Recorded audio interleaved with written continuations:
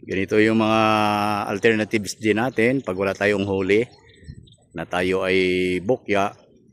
Ayan. Bang! Huli ka ang hilita. Iyon, no?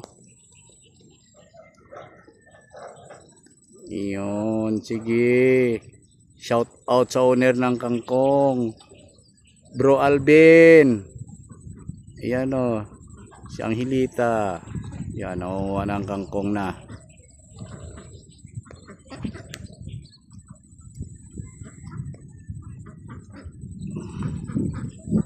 Di magandang panahon, no? Parang uulan na. Pero hindi tayo bukya dahil mayroon tayong kangkong. Yan.